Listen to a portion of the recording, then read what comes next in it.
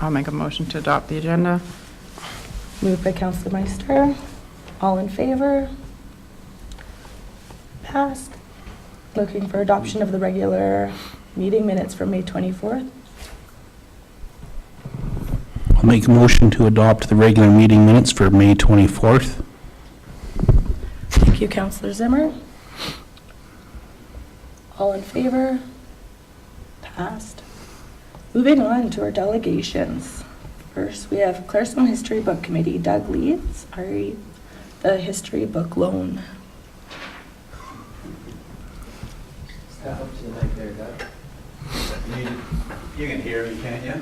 Well, but the We can't. We Everyone can, else but can. That's good. the folks watching at home can't. Okay, so here's what we're talking about. The Claresholm History Book, Volume 2. And as per the paper here, I guess we'll go into it. I'll just buzz through it, and if there's any questions, you can hit me with them. So it was April 2002 is when there was a group formed to basically initially set up a committee for the Centennial Committee, and we brainstormed a bunch of different ideas, and this book was one of them. So in 2003, we started working on it, and we accumulated, started getting write-ups and information for the book. And with that, we proceeded to, the initial idea was to maybe have it out for the 2003, 2003 on the 100th anniversary of Claresholm being a village, but we missed that. So then we thought, well, we'll go with the town 2005. That'll be the shoot date. Missed that. 2010, we finally got it done after many hours of getting this thing going. When it came to ordering the books, we initially had thought 1,500 would be a good number to get, because on the first book, no one knew how many books there were actually ordered. We couldn't find out from anywhere. And we had gone with Stavely. I think they had 800 or something of theirs, and they sold them out. So we kind of thought 1,500 was a good number, but then sales pitch, if we did 2,000, the price dropped like, I don't know, it's like $20 a book. It came down considerably, and figured, okay, so if we go the initial price that they were giving us, it was going to take 1,300 books to break even on the publication. We went to 2,000, then it would take 1,400 books to do the pay off the loan. Thinking 100 books, no problem. 100 books, a problem. But anyhow, so we ended up with 2,000 books, and the initial price there was $106,000. We paid it with pre-sales that got us going. We had, like the Historical Society gave us a little bit of money. On the first book, they had grants for these things, so we looked into what there was, and I think they did a Centennial grant, is how every town has a 1974 edition or thereabouts of their local history. So we checked into the grants. There was one that we first looked at. You had to have the book published before you could apply for the grant. Well, okay, I guess we'll do that. So then we finally got the book published. Well, then that grant was null and void. And there was another one, we went for it. Well, no, you got to apply before you start the book. It was like, I guess that's the end of that. So we didn't get any grants. We sold the books. We had our launch, like I said, in 2010, and we had quite a few sales that day and everything. And we ended up, we were 50,000 short, roughly, after things started slowing down. So after like a year or so of sitting with this amount of money owing, we went to the town and the MD and asked them if they would, well, we got 50,000 loan from the credit union, and that was interest-free for a certain period of time. So then the four of us actually signed a note that we would cover the loan, big hearts.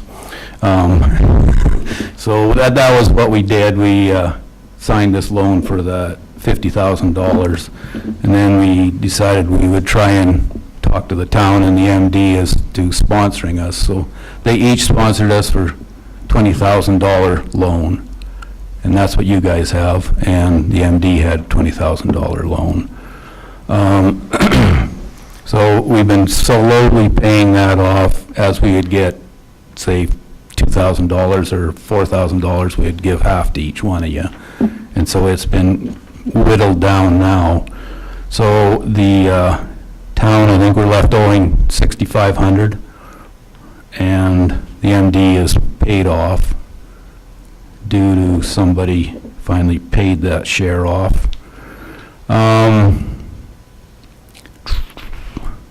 So we still, the books, like I have them out in a container at my place, and there's ballparks of 750 books left.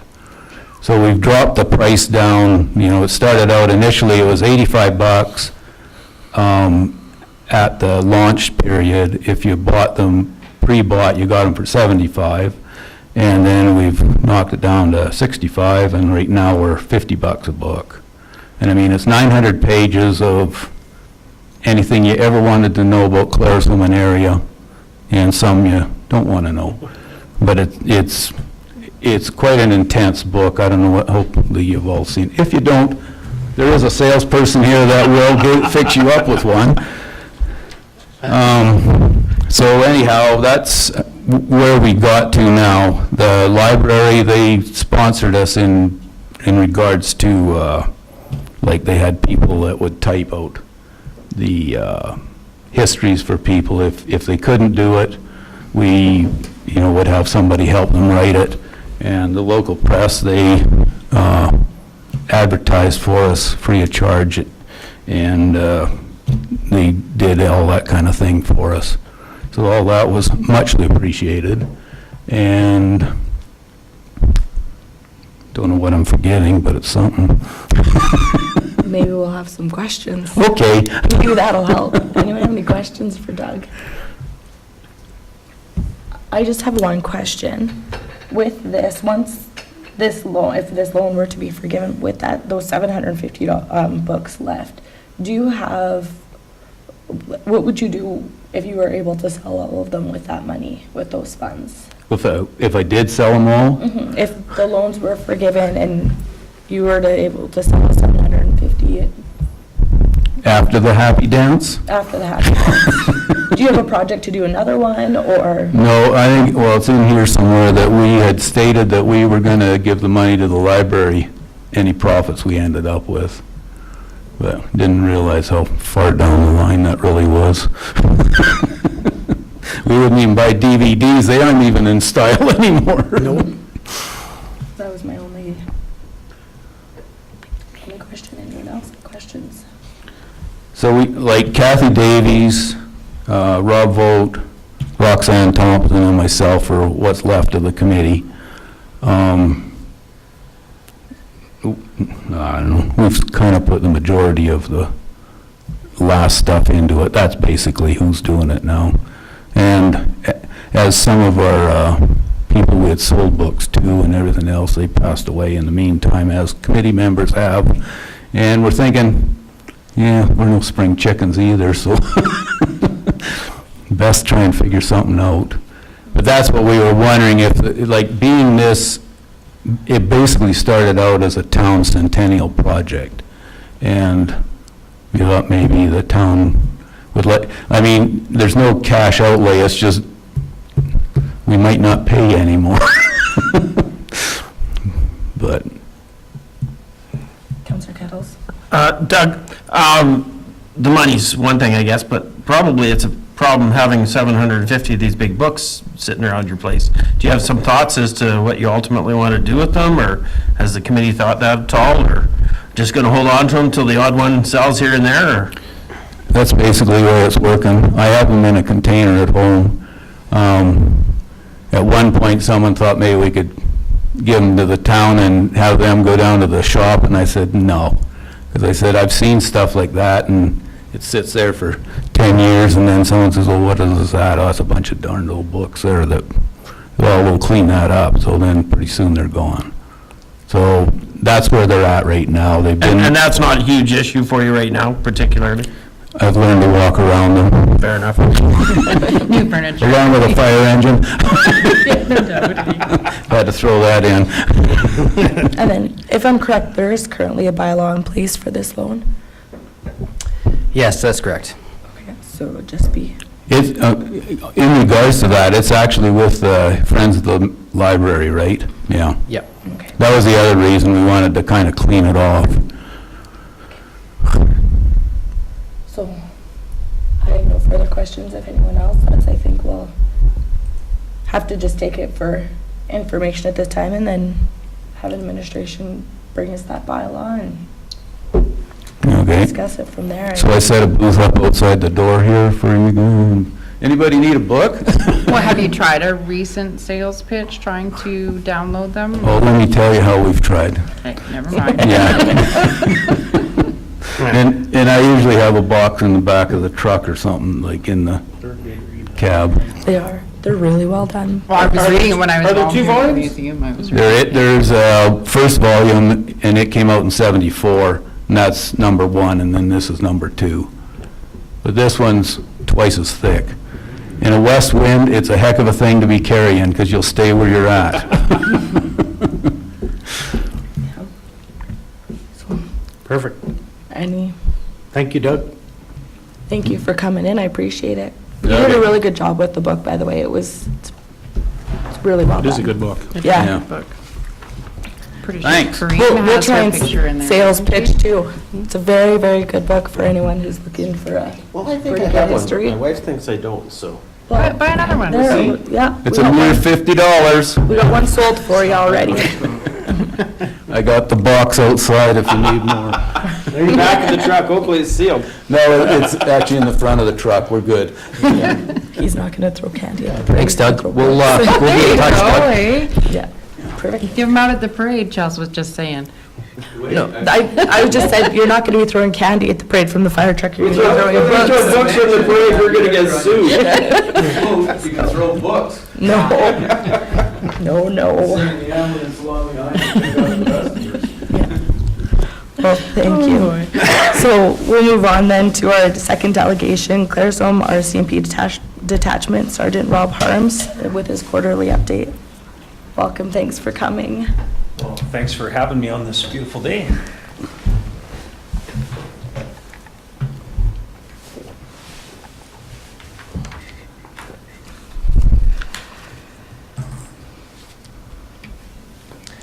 So yeah, I'll just start off as I normally do and rifle through our fourth quarter report. Keeping in mind, this is the fourth quarter report for our fiscal year, which ended March 31st. So it's taken a little bit of time to get that processed and before you guys.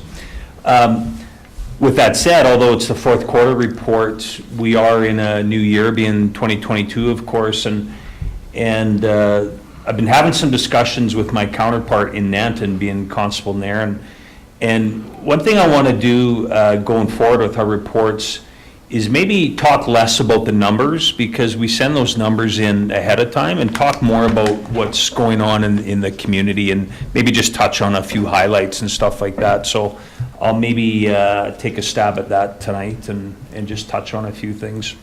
But with that said, if anybody wants to stop me and talk about something that I'm breezing over too much, just let me know.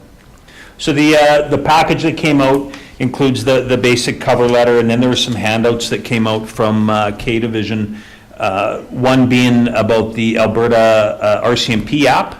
And I've talked a lot about this already. I talked about it at my town hall meetings. I think I've talked about it at previous quarterly meetings and stuff. But there's a handout there about that. Once again, you can find it in the App Store on your phone. It's a free download, and it has a bunch of things on there. You can report a crime. There's contact information for detachments. There's information about crime rates, statistics, and so on. So I have that on my phone, and I still look at it often, so it's kind of a neat thing. There's another handout in there about the body-worn cameras. Alberta's been selected by the RCMP as kind of a test pilot for the body-worn cameras, and those are slowly going to start rolling out.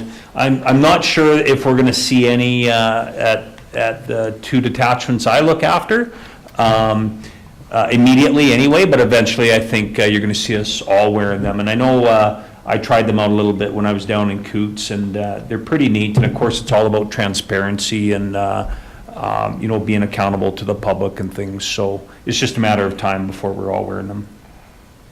I did include another letter in the package from myself, and that's just about verification of us firming up the detachment priorities for 2022, 2023. And I'm quite pleased with what we came out with, and I trust everyone here will be as well, because as we know, we had a town hall meeting, we discussed this at council meetings. I know you guys had a breakout meeting about it, but as well, we threw out the online survey, and I'm happy to report that basically the top 4 wants of all of our elected officials, and I want to say about 80% of the public, were exactly what we came up with. And what we came up with was what I was hoping we would come up with. I think those are, again, very ideal. Some are similar to what we had last year, traffic safety. We used to focus more on the intersection infractions. Now speeding has been a number 1 choice by several people. We're also going to be focusing on impaired driving. Crime reduction, that will definitely be in place. Again, offender checks.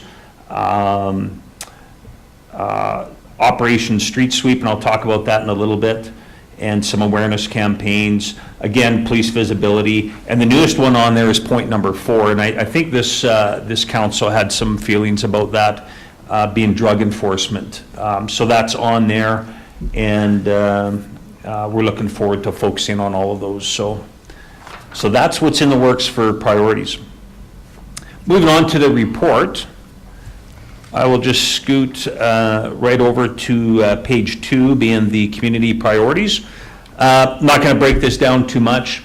All I want to say about this is halfway through the fiscal year, our detachment was only meeting the about 50% of the priorities, maybe even a bit less. I think it was around 48 or so.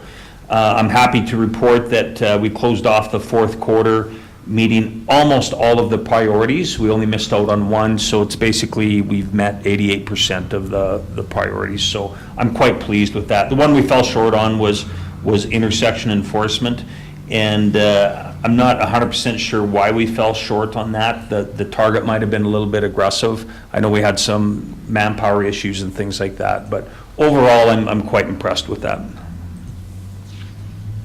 Moving on to the statistics page, page 4. The statistics are, there's nothing, for the most part, nothing that really jumps out there a whole lot, other than if you look at this page plus the crime gauge page, you'll see there's a 47% increase in other criminal code. So I had to look at that to break that down and understand that. And when we talk about other criminal code, the offenses that fall in there are weapons offenses, disturbing the peace, and fail to comply with breach offenses. So when I break that down further, we actually had a 650% increase in disturb the peace calls. Now it's not a staggering number when we have such small numbers, but that is definitely a number that jumped out. And I had a look at those disturbing the peace calls, and basically all of those calls came from just a small handful of certain, shall we say, repeat customers. And in one case, one person accounted for 5 of those calls alone. So we never laid any charges related to disturbing the peace, but I will say that we dealt with them with other measures, and that being that I believe some of the individuals had warrants for their arrests, so they were dealt with that way. In a couple cases, we actually utilized the Mental Health Act and took people in and stuff. So, but that kind of explains the spike for the most part with other criminal code. The other number that kind of jumped out at me, particularly when we talk about the within the town limits here was there was an increase in, 60% increase with bylaw complaints. And again, I broke those down, and for the most part, very, very minor complaints. There was complaints a lot about backyard fires and noise that comes with that. And there was one parking complaint. So again, we didn't have to lay any charges there. We're able to resolve those just by talking to people and getting people to tone it down. And that's really about the only numbers that jumped out at me.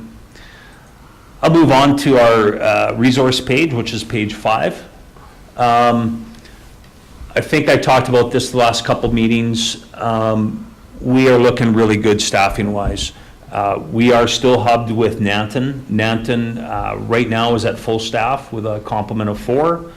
And on paper, we are basically at full staff. We have a lateral transfer coming in at the end of the month from Hannah, and but he's basically on his way already. And when he gets here, both units will be at full staff. And it's my understanding that hasn't happened for several years in these 2 areas. So with full staffing comes bigger, better things, and I look forward to that. And we're starting to see a little bit of that already. So we're looking good there.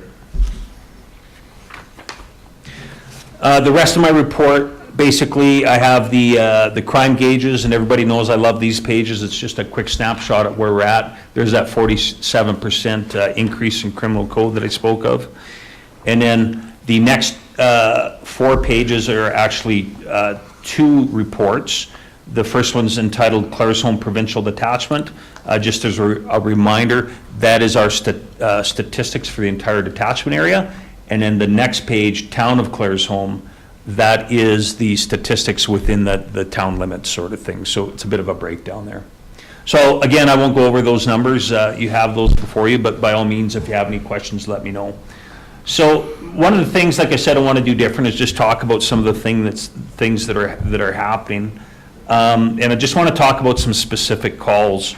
It gives you an idea of A, what's happening in the area, and B, what our members encounter and what they're working on. On April 12th, we received a complaint of a suspicious vehicle parked out in a rural area south of Nanton. And we didn't have a lot of information on it, but a rural resident thought it was suspicious, so our members went and checked it out. And we found a male and female in that vehicle, and with them we found a number of different types of drugs and weapons. We also found out that between the 2 of them, they had 23 outstanding warrants for their arrest. And we also laid an additional 14 charges because of the drugs and the weapons. Now, I'm bringing that up. That is in the rural area for sure, and it is closer to Nanton. But the one thing we know, a lot of the people that we deal with in the nearby towns and in the rural areas, they're not stationary. They're moving around all the time. So, if I deal with someone in Claresholm, that's in the criminal world, I can almost guarantee you they're impacting not only the town of Claresholm, but the rural areas as well and the surrounding communities. And I actually have an example of that coming up. And that's why I'm speaking to these here. On May 18th, there was a break and enter to a compressor station out on Highway 22. Now, this is the MD of Ranchland, but basically straight west of here. Our members arrived and basically caught one person red-handed, and a second person fled into the woods. We had a police dog out there for several hours, but unfortunately didn't get him. But we did get him the next day. And between the 2 of them and the stolen property we found in their vehicle, we laid an additional 8 charges on top of them. On May 27th, there was a break and enter called into us right in the town of Claresholm here. And basically there was an individual found in somebody's garage. And so we had dispatched members there, and one of those suspects was found leaving the scene, and he was arrested, and he had stolen property on him. And thanks to the good work of the second officer, a second suspect was actually found a couple blocks away in a suspect vehicle, and that vehicle was loaded with stolen property, not only from the town of Claresholm, but from the rural areas and from Nanton as well. And in fact, the investigation led us to find a stolen motorcycle that was stolen from Nanton it was stashed away in Nanton, and there was also a stolen trailer, like a big cargo trailer out of Lethbridge that was stashed away in Nanton. So we recovered those in the investigation. Total of 33 charges were laid on those two individuals. So again, that's a win for us, and but with certainty they're impacting this whole area. So as part of my detachment priorities that I talked about that we set on the crime reduction side, one thing we came up with is what we call Operation Street Sweep. And this was an initiative that basically I'd met with the supervisors in the two units, and we identified a need to do what we call a warrant sweep, and that is try and locate a number of individuals in the area that are on warrants, because we believe that some of these people are contributing to property crime. Anyway, long story short, we actually came up with not only a warrant sweep, but a crime suppression shift. And on May 5th, we put that crime suppression shift to work. We brought in extra resources, including traffic units, and we called in some of our members that were on time off. And we arrested 4 persons on warrants. Not a huge number, but huge to me, because most of those individuals were actually at large and running from us, and very difficult to find just, with 1 or 2 members. So we actually set up teams on some of these people and located them. We had another individual that was on several conditions and basically on house arrest that ran from us in a vehicle, and we chose not to chase, but they actually wound up being in the rural area. And again, we had a police dog out as part of this operation, and we had located and arrested that person and laid 7 charges. So at that point, we had 4 people arrested on warrants. We had this individual arrested with 7 charges, and then we had vehicles out on the highways, and we wrote 8 violation tickets, including a speeding ticket at 172 kilometers an hour and another speeding ticket at 180 kilometers an hour. So I was very, very impressed with the results of this operation. We took a number of people off the street that needed to be taken off the street. We dealt with them. We showed a strong police presence in the community of Claresholm and Nanton and the rural areas in between. And I think we made a heck of an impact. And with that said, we're going to do at least one of those each quarter. So that's part of our rural crime and our crime reduction initiative. So anyway, that's just a few things that have been going on, and I just wanted to point that out, and I'm hoping in future meetings we can just talk about some of that stuff so you guys know what's happening. Aside from that, that's about all I have. Any questions? Councillor Kettles? One question I had, it's great that we're cleaning up some issues here locally in town and so on, but, those folks aren't taking those motorcycles and selling them themselves. That's all going up to Calgary or wherever it's going, right? Yeah. And so I'm just wondering, if there's any success in coordinating with, I don't know if it'd be Calgary City Police or whatever resources are to, I don't know, take a crack at the bigger picture. To deal with the whole network? Yeah. Yeah, absolutely. What I can tell you is the RCMP have provincial crime reduction teams, and we have one for this district, and they operate out of Calgary. But we remain in continuous contact with them, doing our absolute best to monitor where this stuff is going and to monitor, what certain individuals are doing. And basically, it's intelligence that we try and use to our advantage. And I can't say, a whole heck of a lot or too much about what they do, but I can tell you they're very, very involved with that, and we try and connect those dots and deal with the outcomes that we identify there. So, yeah. The other question I had is, I think it was earlier this week, maybe it was last week, Calgary City Police did a truck safety intervention. I don't know if that's CRCMP involved in that or whether it's Department of Transportation or so on. I'm just wondering if that's something that happens from time to time in this area. So you're talking about like semi-truck? Yeah. Yeah, I know what you mean. I've been on those in the past. I haven't been on one of those for quite some time. It's most certainly something we could do. I know the sheriffs come into town quite a bit, and they're doing a lot of that, but if there's a need, for sure, we can have a look at that. absolutely. I have two questions for you. The first was, there was a project in regards to, is it Cadillac converters? Yes. Catalyst, thank Yeah. you, sorry. I was just wondering if that ever came to fruition into our community. So I think we're still doing the legwork on that one. Constable Nairn is kind of spearheading that, and from what I understand, he's at that point where he's talking to the local businesses about getting them all on board. And really, it's a pretty simple thing. Once we get them on board and get them the tools that they need, if they even need tools, it's just a matter of putting that in motion. What I can tell you is, over the last couple of months, there have been some arrests of people with catalytic converters north of here, mainly between here and Calgary. And I took a keen interest in those to see if any of those catalytic converters were marked with our markings that we're doing in Nanton, because of course that's where we've started the project. And we haven't seen that yet, but a project like this might take a while, for us to see the successes with that.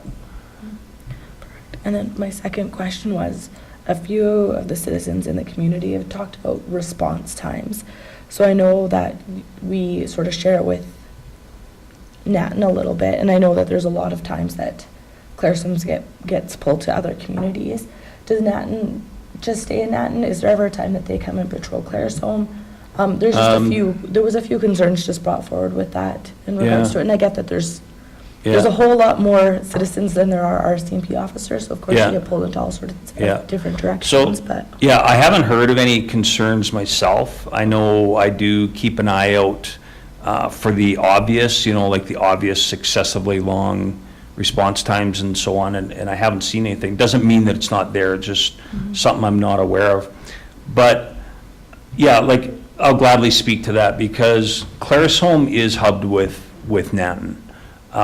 There is 7 members in Claresholm, and there is 4 in Nanton. And that decision was made, long before I got here, or shortly before I got here anyway.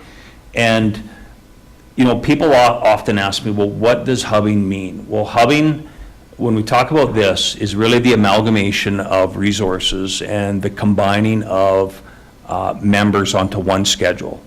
With that comes the policing of one area. No longer are we talking about the Nanton traditional area and the Claresholm traditional area. We're now talking about one larger area with those members.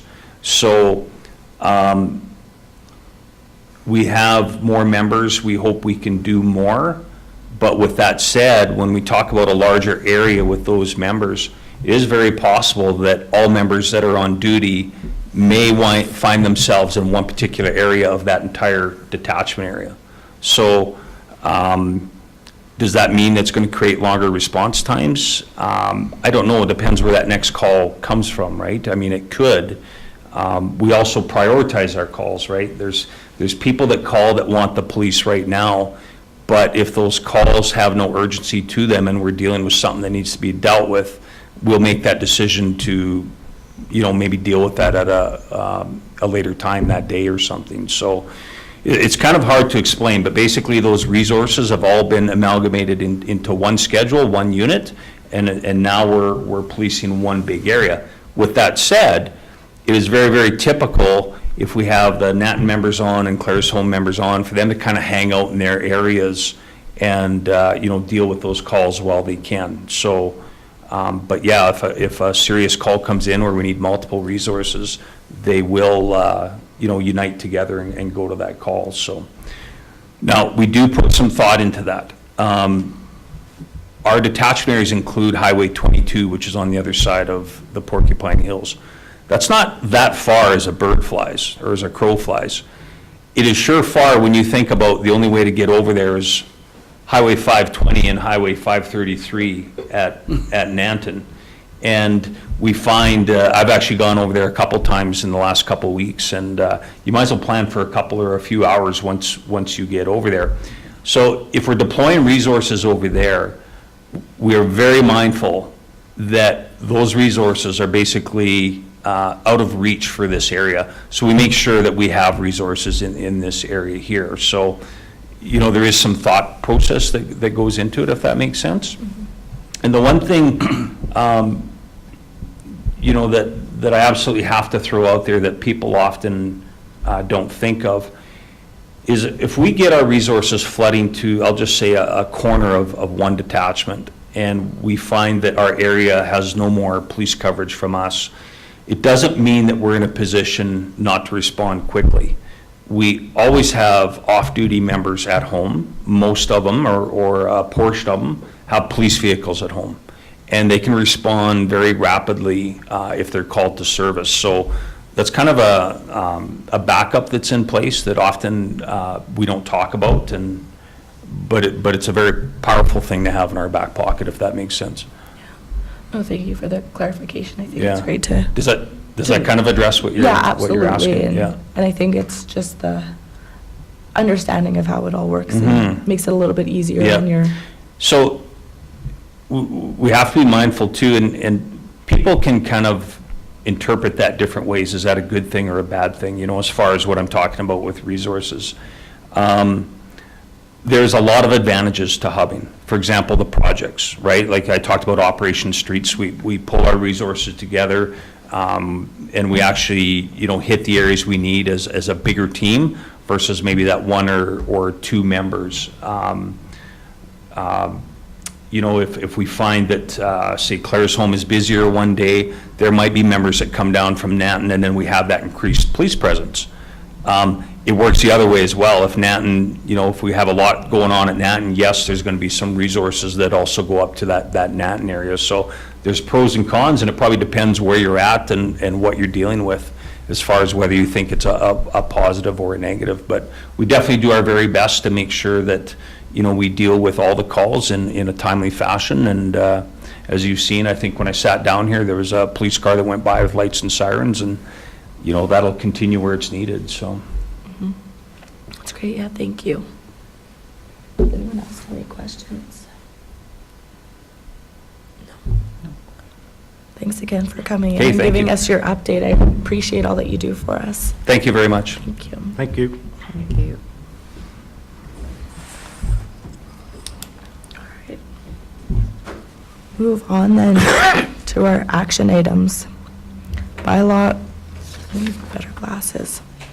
Bylaw 1740, land use bylaw amendment, first reading. Abe. Yeah, our town planner, Gavin Scott, is here with us tonight. He will go over in detail the land use bylaw amendment, but I'll just kind of tee it up here real quick.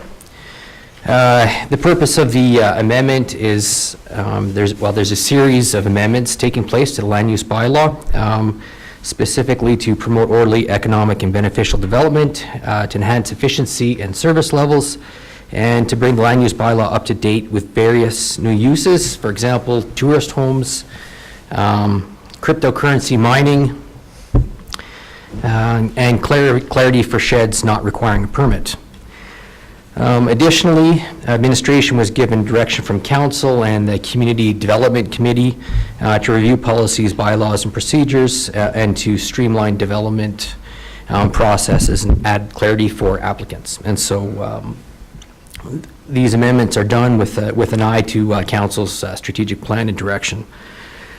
The bylaw was presented to the MPC meeting in May 20th, and the committee recommended that the bylaw come to council for first reading. So Gavin, I'll turn it over to you. Thank you, Mayor Petrick and Council. This evening we have for consideration bylaw 1740 for first reading, the details of which are laid out mainly in red. There's quite a few strike-throughs. The impetus of this was to do some streamlining to your land use bylaw to make it a little bit more easy to get through the permitting process. With that, the idea of development officer discretionary was introduced to the MPC for discussion, and that entails details where the normal processing of discretionary uses goes through the MPC. And that is only a once-a-month meeting, and being such, the processing times for some people take some time, and that garners complaints, when it turns around that at the MPC, it just got approved anyways. There's nobody having concern, et cetera. Development officer discretionary puts that back in the hands of administrative staff. Staff then does do the same process for discretionary uses by circulating them to the neighbors to reach out to make sure any concerns are gathered up for a decision. And the development officer then has the ability to approve those permits without coming to MPC. And that saves weeks of time. So in that, the development officer also has the ability at any time to take one of those permits and put them on the MPC agenda should they feel that there's something here that the development officer needs help with. Whether or not that's that there is a lot of outcry from the public, that this has gotten more complicated than it originally appeared to be. All of that can be brought to the MPC for more understanding, more people, more heads, more thinking, and coming up with the best solution. So within that, you'll find that the edits are many when it comes to this section for the development officer discretionary. We added in many of the powers, or deviated from many of the powers that the original development officer had, and then moved on to a lot of the powers that will be necessary to implement this. Under the districts, you'll find now a new heading, development officer discretionary is listed, and all the listed uses that are in red, all of those will be under the power and authority of the development officer. So if at the public hearing somebody says, well, why that use? They just pick one, liquor store. Why is the development officer approving liquor stores and somebody in the public believes that's an MPC issue? Well, that's a decision that you can look at and decide, well, maybe they're right, and a rationale for why it should be an MPC issue versus a development officer discretionary issue. So the listed issues there, all the listed uses for discretionary development officer discretionary uses are ones that the development officer themselves felt comfortable with, and the MPC also felt comfortable giving those powers to them. You'll also note that in the sign section, a lot of the signs that were regulated through the MPC are now development officer discretionary. Most of the residential ones stay with the MPC as they can be more controversial. There was also a couple edits in the last part of that chart under number 6. Under note 1, there was just some typos, and those were also clarified. In the additional edits, we did bring up the issue of crypto mining, and you'll find at the end of the edit under number 15, a new cryptocurrency mining operation section has been added to the bylaw under a schedule. Under number 7, we're separating the difference between cryptocurrency mining and what we're calling data processing. So the two of them are not quite the same. WORSC will have a paper coming out shortly, as I just finished editing it today, so that cryptocurrency mining will give you more detail on what that is. I wrote it and I still can't quite explain it, so I think I'll leave it at that. You can read it at your leisure and try to absorb what exactly it is. We also did note that the Alberta Building Code is no longer in effect. In 2019, the National Building Code, the Alberta edition, did take over for building code within Alberta.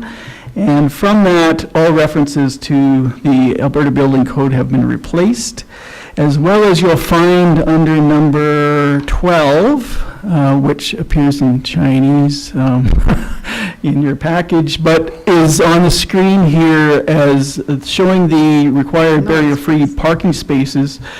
And there's some slight changes done to that to clarify the standard for barrier-free parking. And there you'll see the numbers required for each development type. How many parking stalls they need is on the left-hand side. That's overall parking, and then that equates to a barrier-free parking number, and that is standard across the province. Within that section, you also find that there's a standard for the size and how the layout of the barrier-free parking stalls are to be put together, and that is also managed through building code. We put it in the land use bylaw to remind people that this is the standard. Try to have an inclusive bylaw rather than just quoting, go and see the National Building Code. It's sitting right here, so it's easier to find, as the National Building Code is a giant volume and not easy to navigate. And then lastly, the cryptocurrency section. This originated as an edit done by Orsk and Bassano. They are implementing it, and they have had one application that was approved. As you may know, the MD of Willow Creek has 2 applications that they have approved, one out at the CIA district at the Claresholm Industrial Airport, and then one further closer to Fort McLeod. As a new industry, quite often we take a conservative approach to it. It may turn into nothing for you, but it could be something. So as the biggest deterrent for these things is the noise impacts, that is the focus of this edit, so that the noise impacts, if you can imagine the one at the Claresholm Industrial Park, if you're 8 meters away from this thing when it's fully operational, it would sound like a lawnmower running for 24 hours, 7 days a week, 365 days a year. But the sound does dissipate, and that's why if sound does dissipate, by the time you get to the residences that are further away out at the industrial park, that drops back down to your nighttime 35 decibels, and it's palatable to the neighbors. So it's all about what the effect would have on neighbors. As your industrial park, your new industrial park does grow, you may have opportunity to have this use out there, whereas the old industrial parks are closer to residences and may not actually work for this industry. So from that, I guess I'll say that the recommendation is for passing first reading. Your public hearing will be, I believe, July 18th. It's not in your package, but I did talk to the development officer this afternoon to clarify that. So July 18th would be your public hearing. Thank you. For discussion. Councilor Biddles. Just a question, and I think you maybe already answered it, why singling out cryptocurrency or the mining, for instance? Is it just because it's a kind of a new industry and we're all getting a bit of a feel for what that means? Is that, because you don't single out any other particular industry? We do tend to single out a lot of industries. There's just maybe not as transparent as pointing this one out today. So when cannabis came online, cannabis production facilities were something that were keyed on, as well as the cannabis retail. It is a separate approval from regular retail. So in the bylaw, you'll find many uses that get pulled away from what may be at some point. Maybe you can slide it into another definition and it'll be palatable to the community. So we do take this original step, and then just as you may understand that cannabis retail has been easily fit into communities without a lot of concern, whereas when it started there was a lot of fervor and concern about what this was going to be like. So that's, I guess, my explanation. That's a good answer. Yeah.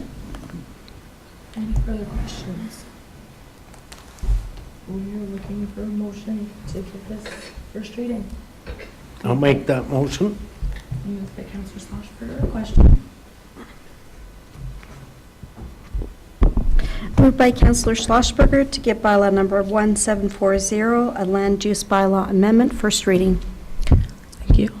Any further questions or comments? All in favor? Moved. Thanks for coming in. Moving on to action item correspondence. Conservative Shadow Minister for Rural Economic Development and Rural Broadband Strategies, MP Shannon Stubbs, federal funding for rural communities. Abe? Yeah, so the town was circulated on a mass correspondence from some shadow ministers of rural economic development and broadband. Just pulling it up here, council.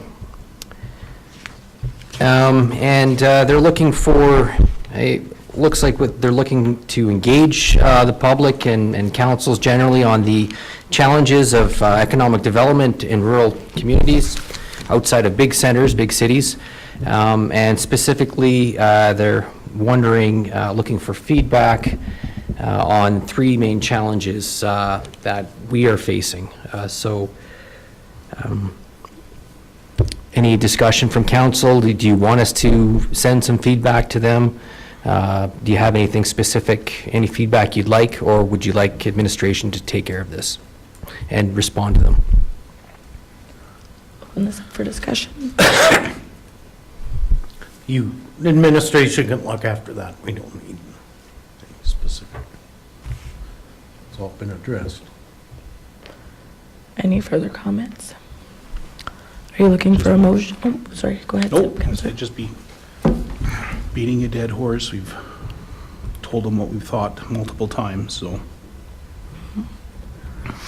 Are you looking for a motion for that? No, I'll connect with the Economic Development Officer and we'll talk about it. Okay, so we'll just take that for information at this time and move on.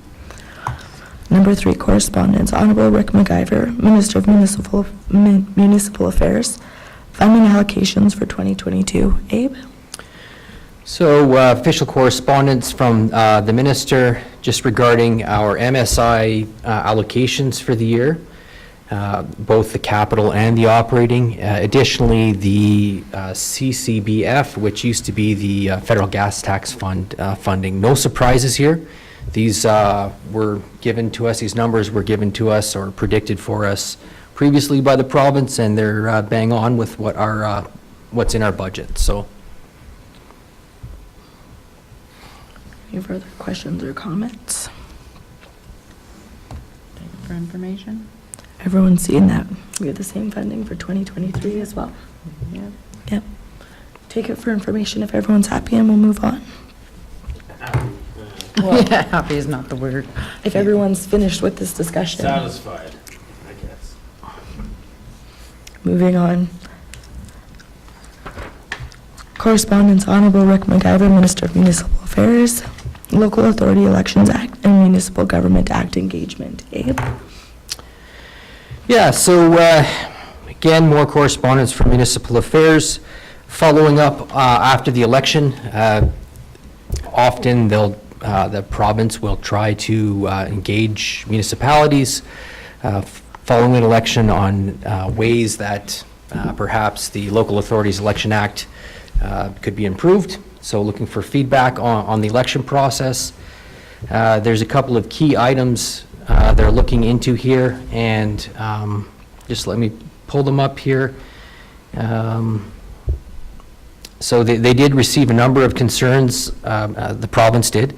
Privacy of information on voter lists and the appropriateness of current eligibility criteria for candidates.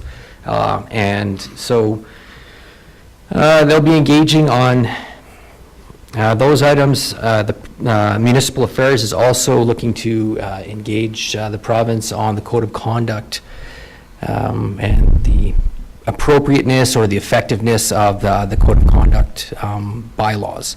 If you recall, Council, we had a meeting with Minister McIver at the AUMA, Alberta Municipalities, and Council previously sent out a letter of concern to Municipal Affairs when we got wind, and municipalities throughout the province got wind that the province was considering eliminating the requirement for municipalities to have codes of conduct. And so there was a fair bit of letters circulated from municipalities, as I said, Claresholm included, and when we met with the minister at Alberta Municipalities conferences in November, they said we're backing off from lifting that requirement. They had a fair bit of feedback suggesting that municipalities still wanted that in place and felt like it was a good requirement for municipalities to have. Some concerns they've had is either the code of conduct isn't punitive enough or it's too punitive. It sounds like it's kind of the concerns that run the whole spectrum.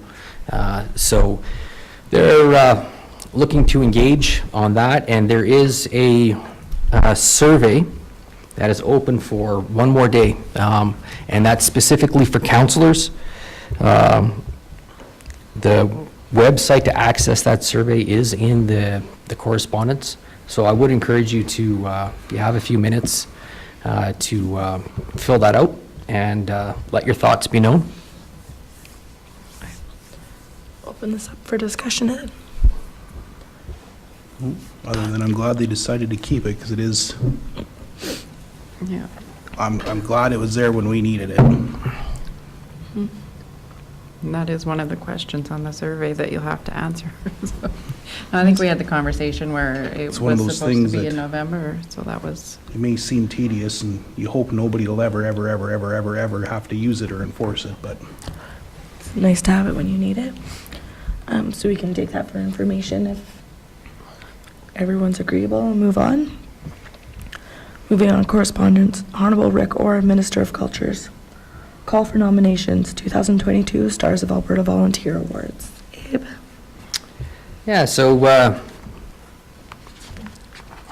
there are some Stars of Alberta Volunteer Awards. Nominations are open, as you just suggested, Mayor. And those are open until, looks like, sorry, June June 30th. 30th. thank you, June 30th.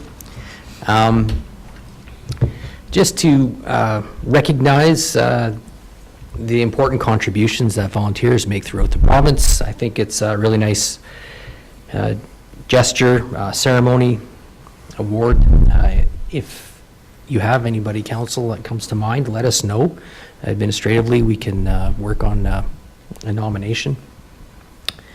But the nominations for the 2022 Stars of Alberta Volunteer Awards are open. They're encouraging us to submit names of remarkable volunteers in the organization, school, or community. There are 9 awards will be presented, 2 in each categories of youth, adult, and senior.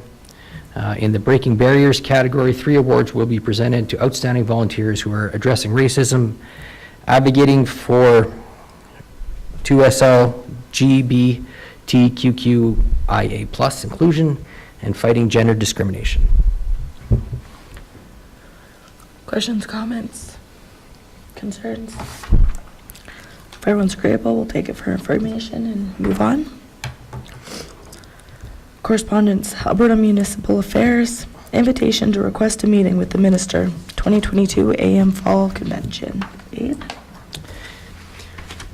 Invitation to meet with the minister at the Fall Convention. If there's any specific items that you'd like to discuss and have a few minutes with the minister to discuss, like I said previously, council did meet with the minister in 2021.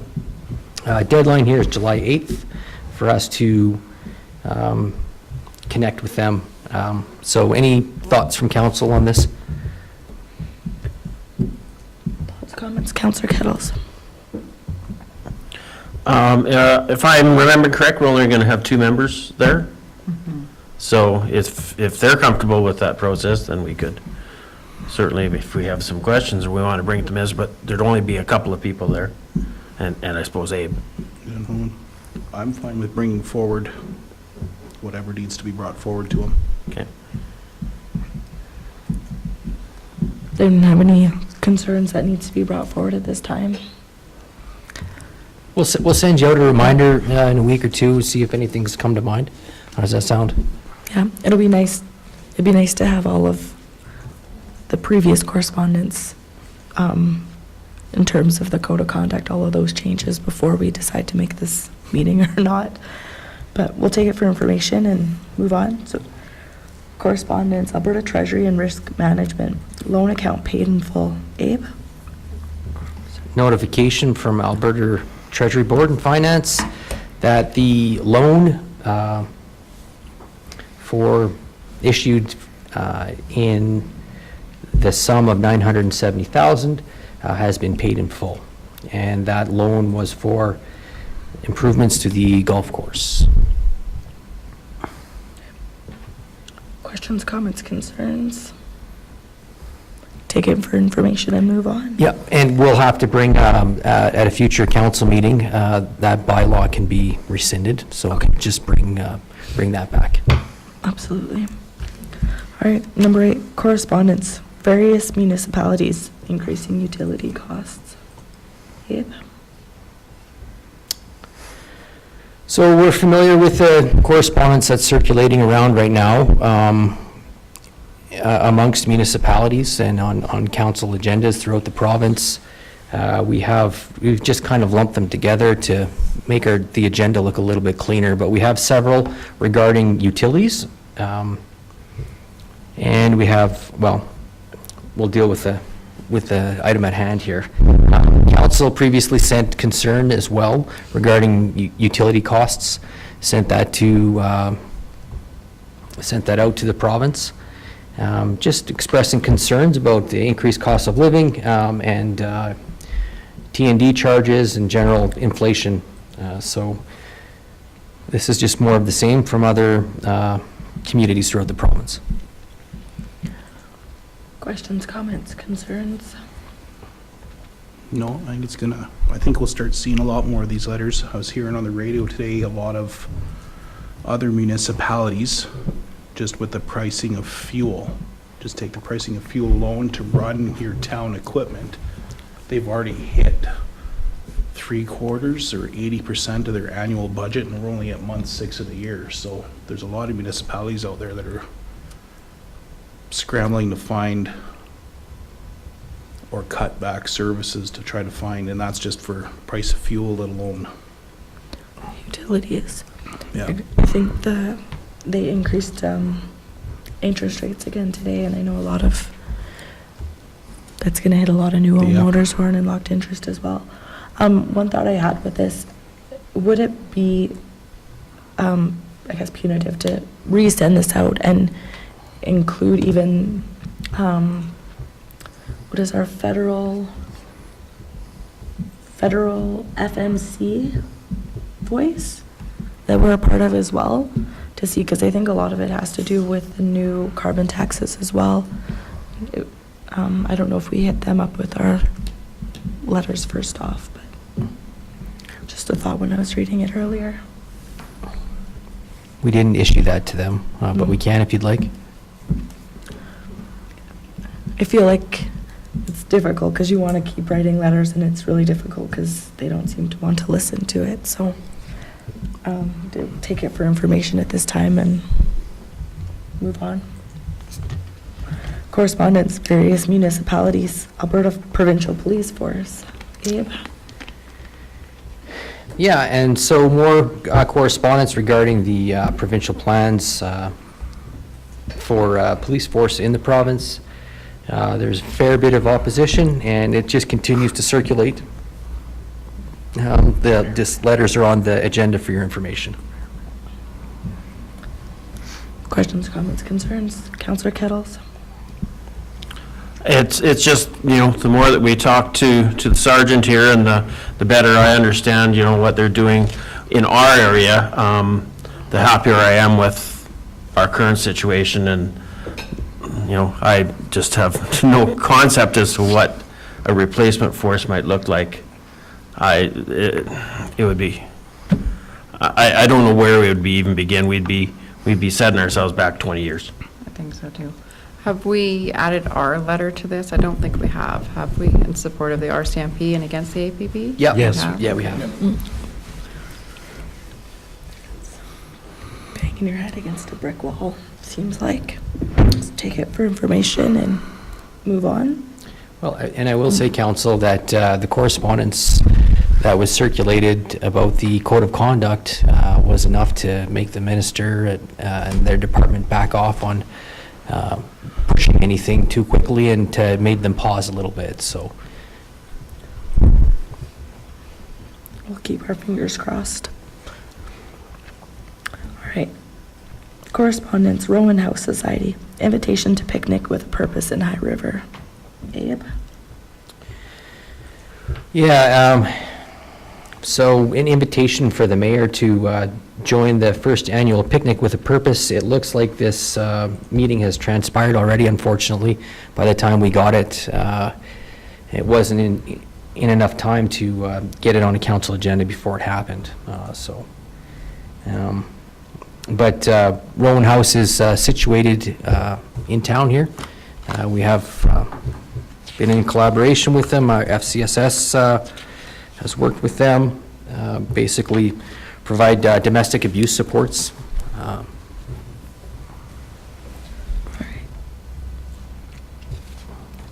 Questions, thoughts, comments? Take it for information and move on. Request for decision, Royal Canadian Legion tax waiver request. Abe?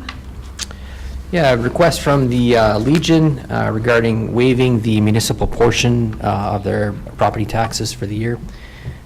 This is an annual request. As you can see, council has granted the forgiveness since 2012. The amount they're requesting this year, the municipal portion of their taxes is $1,317.96. Thoughts, comments, concerns? I'm curious why we forgive their taxes on the Legion. Like, They're broke. I'm broke too. They're a service group in the Like for community. veterans and whatnot, is Yeah. that kind of our thinking behind that? Yes, Okay, that's yeah. right. It just, there was no And- indication of why, like the medical clinic had a big thing, so, no, that's Councillor perfect. Kettles? As a service organization, they more than contribute just a little bit of taxes to the community. I'm personally very comfortable with this. Other thoughts or comments? We are looking for a motion.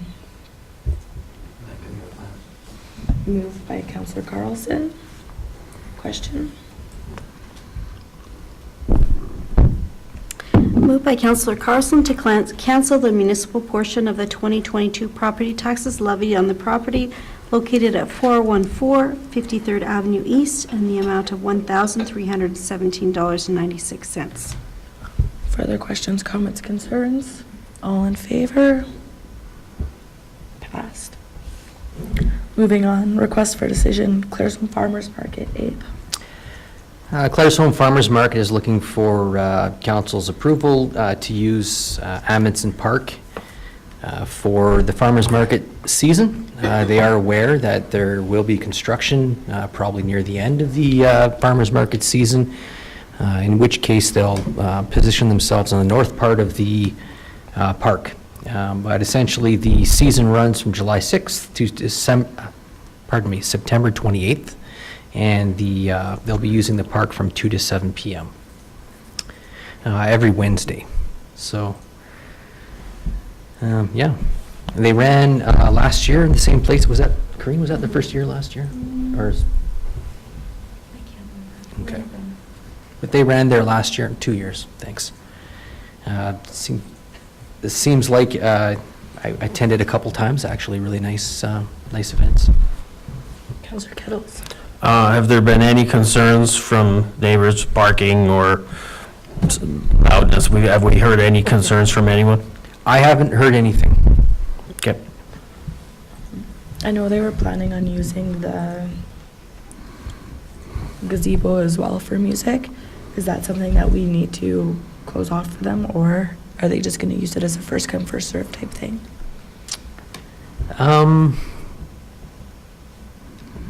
That's a good question.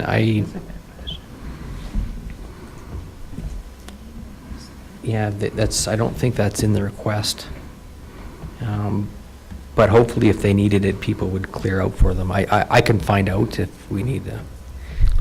I guess except the gazebo They would c- remain open. We're all adults. Yeah. We can play in the same pen. Wow. Oh, you're so optimistic over there. Very proud of you. Remember a song about a marching band refused to yield or something? I don't know. Yeah. I'll make a motion to allow the farmers market to use Amundsen Park. Moved by Councillor Zimmer. Question? Moved by Councillor Zimmer to allow the Claresholm Farmers Market to use Amundsen Park between 3 and 7 p.m.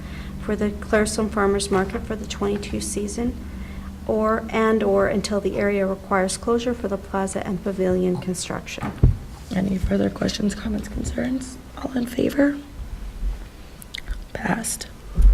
Moving on to financial report, statement of operations for April 30th, 2022. Abe? Yeah, income statement as of April 30th, 2022. For your information and for the public's information, council, there are a couple highlighted pieces in there with explanations down below as to why things might look slightly, might not add up. So any questions on anything so far? Councillor Kettles? I'd like to thank administration for adding the percentage part. That helps my tired eyes greatly. Thank you. Any other questions or comments? We were looking for, I'll make a motion to approve the income statement for the town of Claresholm. moved by Councillor Zimmer. Question? Moved by Councillor Zimmer to accept the consolidated statement of operations for the month ended April 30th, 2022 as presented. Any further questions, comments, concerns? All in favor?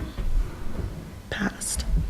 Moving on for information brief, coal policy. Abe? Yeah, so, we've had some, council has had some conversations about coal policy in the last couple of years. And if you bear with me, I'll try to run through some chronology on that. But at the July 20th, 2020 council meeting, council discussed a letter received from the Alberta chapter of the Wildlife Society. And it was directed to the energy regulator and the Minister of Environment and Parks. And it was specifically about concern about two coal projects that were recently approved following the rescinding or the cancellation of the 1976 coal policy.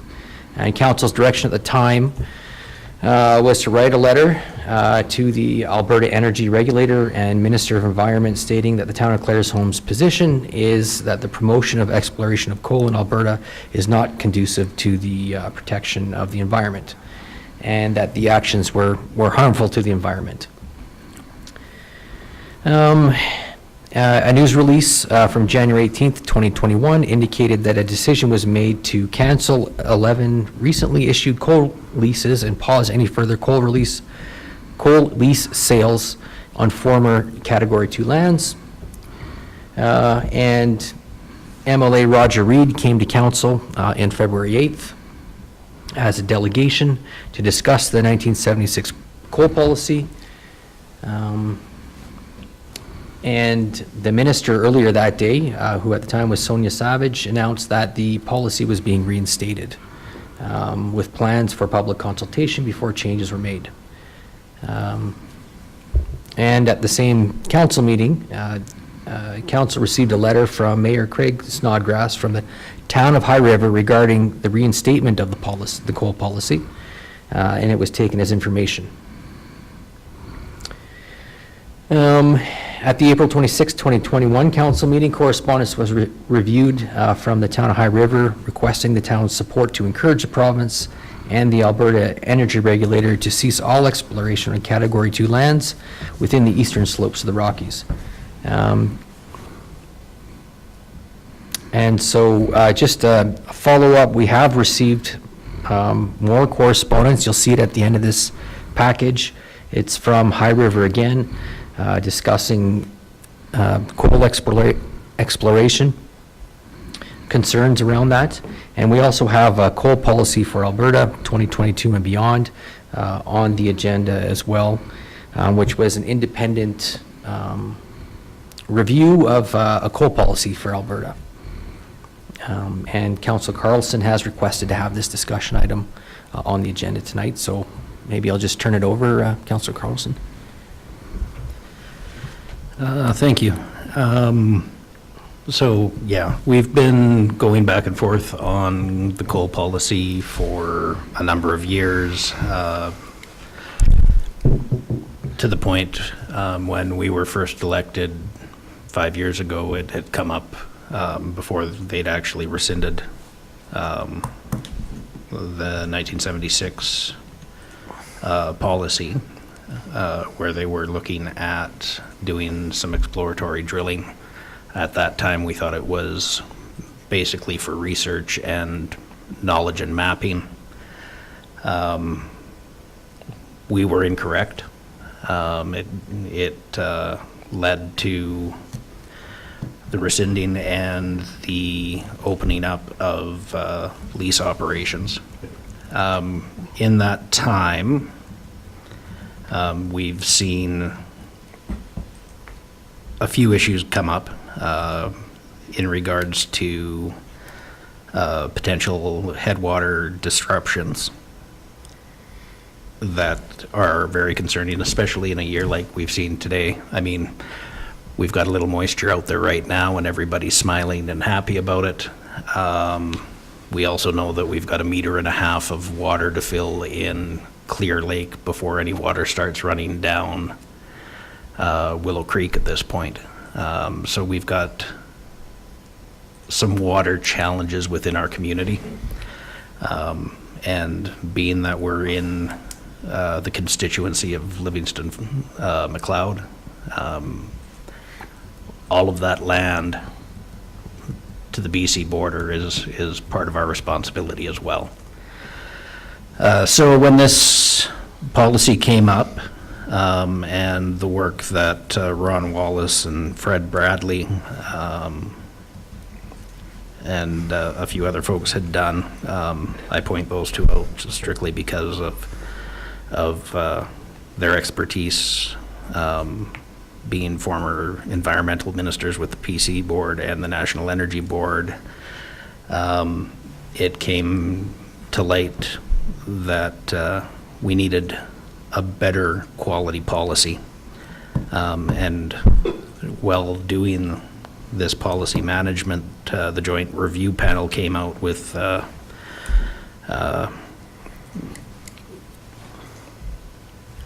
not allowing Grassy Mountain to go ahead, stating that it had significant adverse environmental effects on surface water and low economic impacts to the area.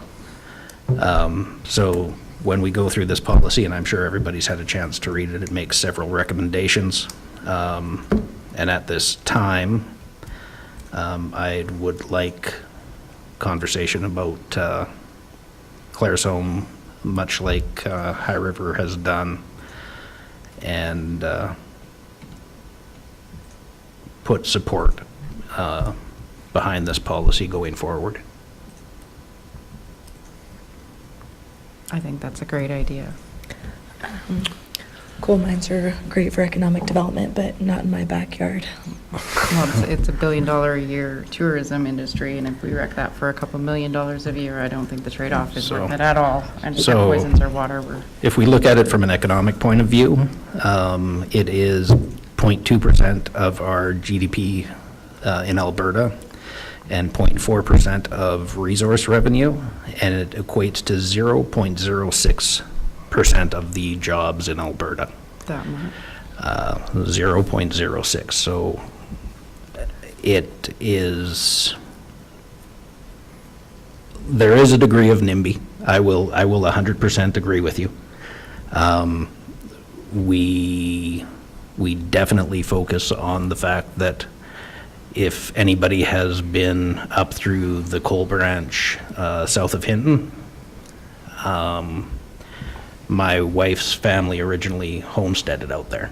That's where we took her mother's ashes to spread. And once you get out of the reclamation areas, it's an absolutely beautiful area. The reclamation and the stepped reclamation that they call it back there has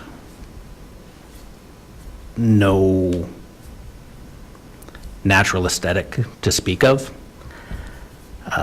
It does ruin the nature aspect and the tourism aspect of the area.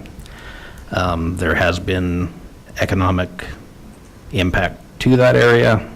In the same breath, right now, if you go to Hinton, there are many outstanding claims against the mine for lack of payment and so on and so forth. We've seen coal mines open and close due to economic situations all over the place. And our current market is going to be the European market, and the Chinese steel industry. And that's where this coal would go to, mined by a company out of Australia at giveaway prices from the Alberta government currently. So for a $16 million revenue stream and the amount of road upkeep on the forestry trunk alone, absorbing damn near half of that into the area, I don't think we're doing our province a service by destroying what we've got in the back 40, so to speak. So yeah, if we're looking at it from an economic point of view, and I understand that there's people in this room that have families that work in the mine. I've got families that work in the mine. They do it because driving a truck is decent money. In the same breath, if they chose to have another place to drive for the same money, they'd like to see the mine shut down strictly because they see what's back there. So it's a double-edged sword of knowing what's going on and not liking it, and stuck in a financial position where they need it. So we've got the ability within our communities to start building those higher paying jobs that we've talked about in the past. But yeah, on a 0.2% GDP and a 0.4% revenue and less than 1% of the jobs in Alberta, I think we can find better solutions that give us a better return without taking away what we've got.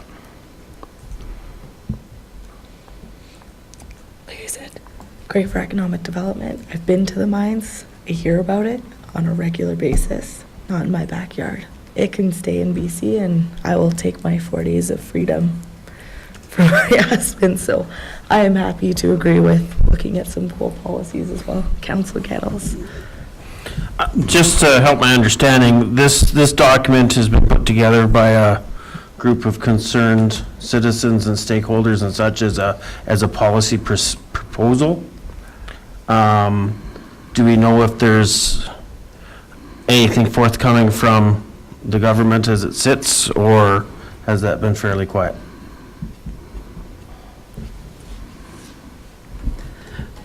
My understanding is after the federal review and the current challenge to their decision, provincially we'll be sitting on it for a while until Benga and the feds get done with their boxing match. Okay, so the province's policy as it sits is back to the 1976 version, essentially? To this point, yes. They've had a degree of a review. I'm not sure where that sits at this point. And there has been some talk about the revisions that may be needed. Again, with the state that our provincial government sits in right now, and leadership reviews and going into an election, I think everybody's pretty happy to sit on their hands and wait at this point. So this would go forward as a suggestion within their redevelopment, I would say. Okay. So what is it exactly that you're wanting from council? Just a review? Are you looking for some sort of policy? What? I would just like a motion of support for this document as it sits. Okay. And understand that as a community downstream, with current water issues, that we need an adjusted view on how mining policies proceed in the future. And to my reading too, the coal that we have down in this neck of the woods it's not your ideal coking coal either. I don't know if that's the proper term to use. That's just the only term I know of. Yeah, it kind of hits between that seam between the met coal that they're pulling out of Like over- grassy, and as we go further up, it shifts into thermal coal, Right. which is your heating coal. The met coal goes across the pond to Yeah. the smelters. The European system has made a commitment to make a switch to hydrogen smelting, which ideally would be a great transition with our natural gas resources within Alberta. We've done a very good job of linking that resource without ground disturbance to speak of, and the pipelines are already there. We've got an industry that we can develop within that as well. Yeah. So, would anyone like to make that motion? Motion by Councillor Schlossberger, question. Moved by Councillor Schlossberger to endorse a proposed policy, a coal policy for Alberta 2022 and beyond, prepared by a grassroots coalition of Albertans, including policy experts, Indigenous groups, conservationists, recreation groups, ranchers, and landowners. Questions, comments, concerns? All in favor? Passed. All right, moving on. Information brief. Alberta Municipalities, Municipal Leaders Caucus. Abe? Municipal Leaders Caucus is being held throughout the province. There's 4 dates between June 15th and June 22nd. The closest one is Medicine Hat, Tuesday, June 21st. So we're just putting this on the agenda, council, to see if you're interested in having someone attend. The agenda has been included for your information. And there is also an option to attend virtually.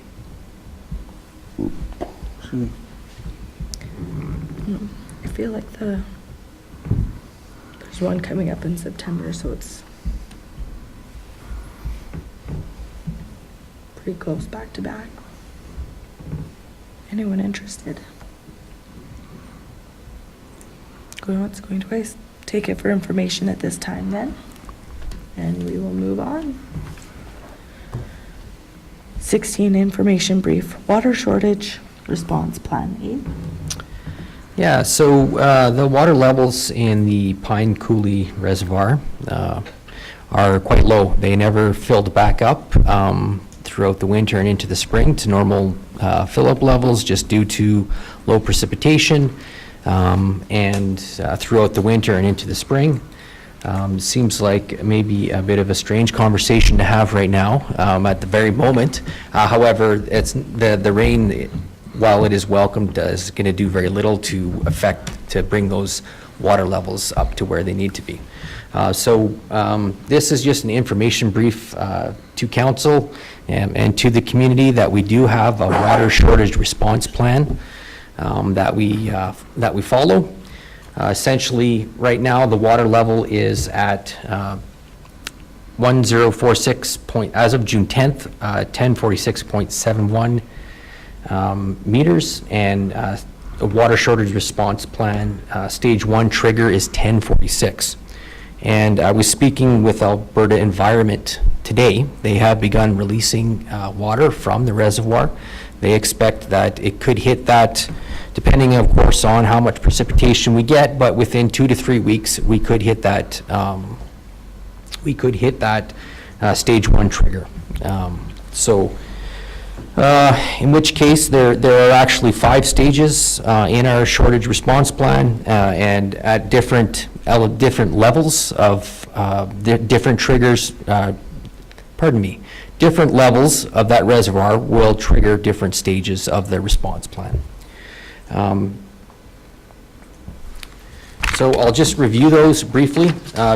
By and large, the first few stages are dealing with how, as a town, we will irrigate our lawns and use water for lawns. And so stage one is begin limiting non-essential water use, so lawn and garden watering, and that's limited to 3 days a week. Stage two, which is at 10:45 to 10:44.5, further limit non-essential water use, lawn and garden watering, to 2 days a week. And stage three is 10:44.5 to 10:44 meters, and further limiting non-essential water use, again, lawn and garden watering limited to 1 day a week. And requesting that people monitor their essential water use. And then 10:44 to 10:43 is stage four, and that is prohibit all water use associated with irrigation. Non-essential water use limited to sanitation purposes only. Monitor essential water use, water supply augmentation may be required. And lastly, stage five is 10:43 to 10:42 meters. All non-essential water use is prohibited. Limit essential water use, water supply augmentation required. Water use for agricultural users to be restricted to livestock only. So we have included for your information more detail. There's 4 restriction guides. There's a residential one, commercial, public, institution, and agricultural water use recommendations in the town. We're going to be meeting with the MD to discuss, because they comply to some level to this as well. We're meeting with them tomorrow to start preparing how we'll communicate these restrictions to the public and try to get on the same page. But essentially, once we hit that 1046 level, we will be in that stage one water restrictions. And I spoke with Alberta Environment today to see how we would find out that we're triggered, and essentially that's the town's responsibility to monitor that. As per our license, we are supposed to monitor it and comply with it, and so we'll be doing that. And this is a heads up that restrictions are quite possible within 2 to 3 weeks, but we will communicate, do our best to communicate clearly with the public what exactly those restrictions entail, public and business and public institutions as well, what those restrictions entail, and we'll follow those restrictions by example for our operational purposes at the town as well. Any questions or comments from council? I know it's not on this one, I tried to find it earlier, but do we know what level Chain Lakes is sitting at? I don't. They were a ways off. 60% of capacity. It's kind of lower than what I wanted to hear. Thanks, Brad. I just looked at it. There's actually this great Alberta Rivers Basins. You can go onto it and look at it. Thank you. For you. Yeah, and there is a website, Alberta Rivers Basins. Anybody can go on there and check it out. I've got the app on my phone. So it's something that we're going to continue monitoring, and we will do our best. Well, we will keep the public in the loop and do our best to keep them informed of what exactly the kind of repercussions are for them and how we manage the water, our water usage. Some of our rural neighbors had their irrigation water turned off. The newer license holders. Chain Lakes Reservoir is currently sitting at 76.72% at this moment. I like that number a little bit better. That was as of 29 minutes ago. And they had opened up Pine Coulee into Willow Creek. They stopped today because of the rainfall was creating enough flow to meet their requirements downstream. I went out to Pine Coulee, then I went to the creek, You could walk across a creek and not get your pants wet. Yeah. I spoke to Alberta Environment. They said that they had closed the, closed the diversion from Pine Coulee today, so. Hopefully this little bit of rain does something. A little bit, it's a lot. I guess they weren't measuring at where you walked through, were they? All right, any other questions or comments with this? Take it for information then at this time. Moving on, information brief, strategic plan report. Abe? Yep, just for your information, council, some of the progress over the last couple of months, excuse me, on the strategic plan and priorities. Any questions, comments, concerns on anything on there? Anything? No questions, comments? Take it for information this time and move on. Information brief, council committee reports. Anyone like to elaborate on the reports? I don't think so. No. All right, take that for information. Moving on, information brief, council resolution status. Abe? Yeah, once again, for your information, council, just the progress that we've made on some of the resolutions that we've had recently. Questions, comments on anything? Questions or comments? We can take that for information.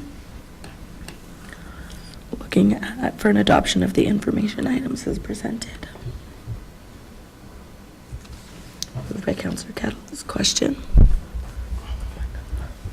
Moved by Councillor Kettles to adopt the information items as presented. All in favor? Passed.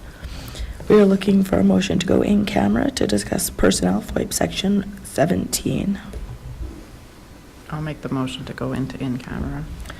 Moved by Councillor Meister to go in camera. All in favor? In camera at 8:37 p.m. Camera off.